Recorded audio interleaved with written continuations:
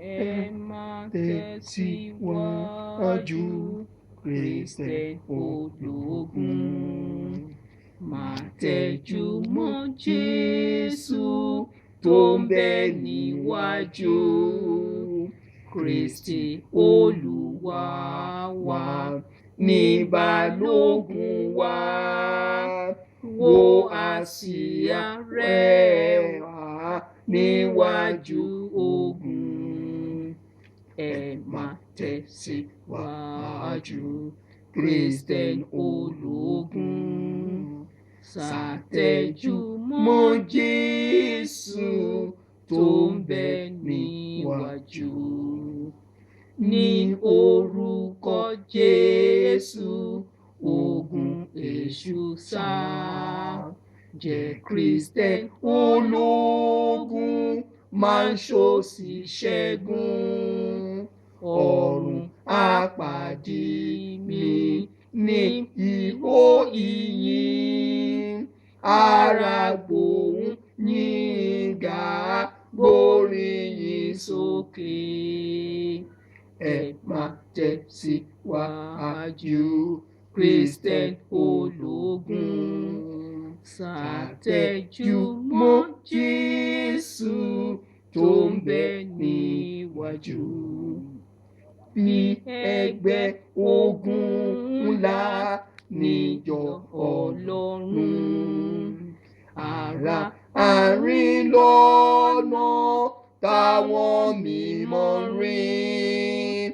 A kò yà wá nípa, ẹgbẹ́ kan ni wá.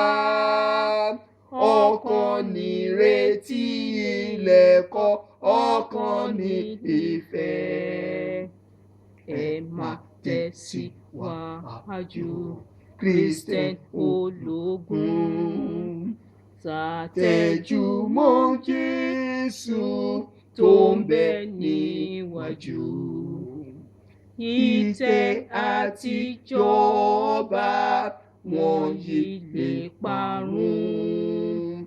Ṣùgbọ́n ìjọ Jésù yóò wà títí láé.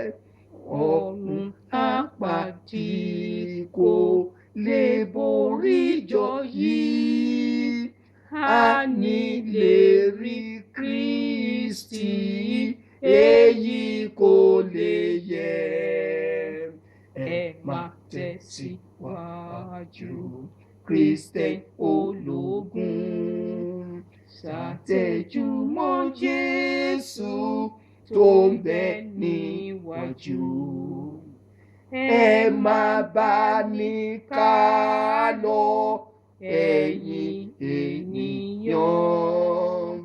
Dòun yín pọ̀ mọ́ wa lórí ìṣẹ́gun. Ògo ìyìn ọlá fún Kristi ọba. Èyí ni yóò máa jẹ́ orin wa títí. Ẹ máa tẹ̀síwájú, Kristẹni ológun. Ṣàtẹ̀júmọ́